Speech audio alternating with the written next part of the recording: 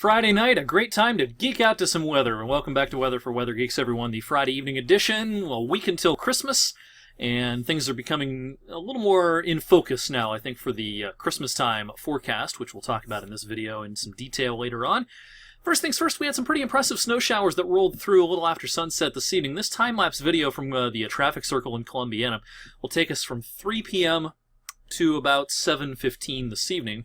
And let's see, let's roll this ahead. And actually a few peaks of sun earlier on this afternoon. Then the sun set, and watch the road surface. It starts to get a little damp here, and a little bit of snow. I mean, just a little bit. Car windshields got covered, and certainly a few grassy areas might have picked up a little dusting of snow, and might have even had a few slick spots out there, especially over in western PA.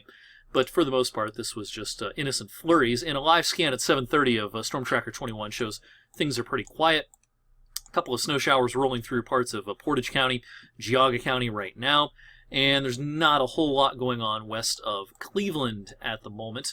But the lake effect machine has fired up in southwest New York. That's a pretty impressive band of snow up there in Chautauqua, Cattaraugus counties, and up into the south towns of Buffalo.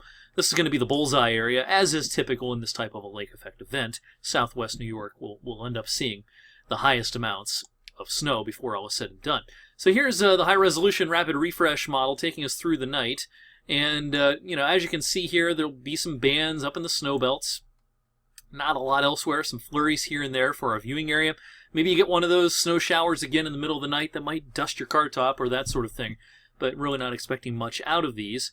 Pretty impressive looking band there off the lake at 6 a.m. tomorrow. And that eventually will shift into northwest PA, mostly missing our viewing area, but watch out over Mercer County. You might get in on a little of this action tomorrow morning. And what you see is what you get through the day tomorrow. I think there'll be these occasional bands of late snow or flurries and maybe a heavier squall, especially north of I-80.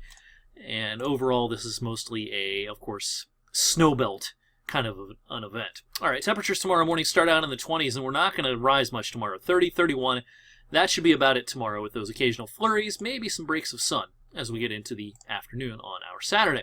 Haven't changed much on the snow map. Again, the bullseye is up here in southwest New York. Had a coworker earlier today tell me she's traveling up to Toronto tomorrow. That's no fun, because I-90 in northwest PA and southwest New York will be a slow go. It's not going to snow everywhere the whole time, but there'll be these little fingers of snow that cause whiteout conditions at times up in southwest New York. Parts of Ashtabula County, Lake County, maybe northern Geauga County, someone could get 4 or 5 inches up there, maybe 6.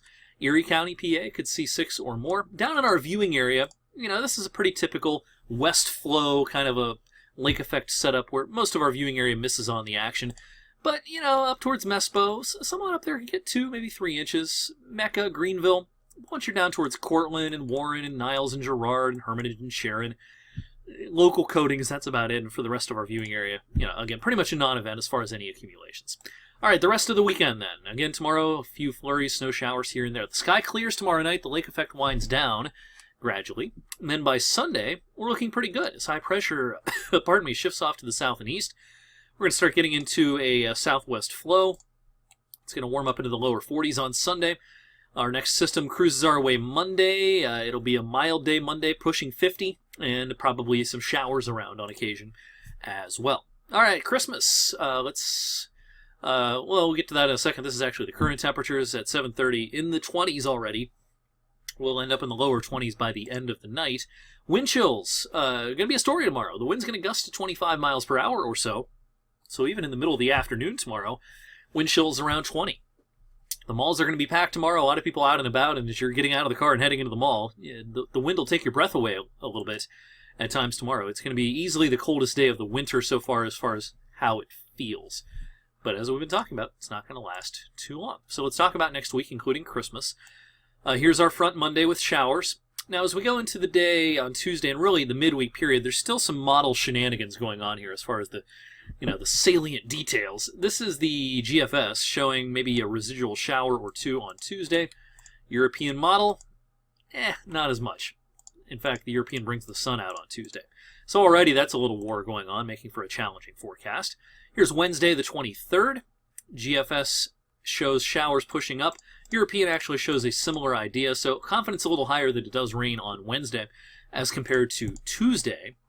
And then here comes Christmas Eve on Thursday. Let me bring up the GFS first, showing a band of showers pushing through around midday, and then perhaps some late-day clearing. The European model, similar, not a huge difference. So Tuesday's a battle. Wednesday and Thursday, it's probably going to rain a few different times, but it's still going to be mild. Now, the modeling has come into much better agreement for Christmas Day itself. So as you get up Friday morning, opening up presents, probably going to see the sun as a little bubble of high pressure builds overhead. Here's the Euro, and then here's the GFS. GFS still colder and cloudier, but mostly dry. So I think Christmas Day is going to turn out to be a fine day. It's going to still be mild. And then the day after Christmas, probably even warmer. We'll take a little step back temperature-wise on Christmas Day, but I think as we go into the 26th, 27th, we could be right back up well into the 50s, if not the 60s. So Christmas temperatures. Let's talk about Christmas Eve first. Here's the 24th, the GFS showing upper 50s to around 60. And then the GFS is still the colder of the two models on Christmas Day, suggesting we're not much higher than about 40. The European model is still the warmer of the two, although not as warm as previous runs.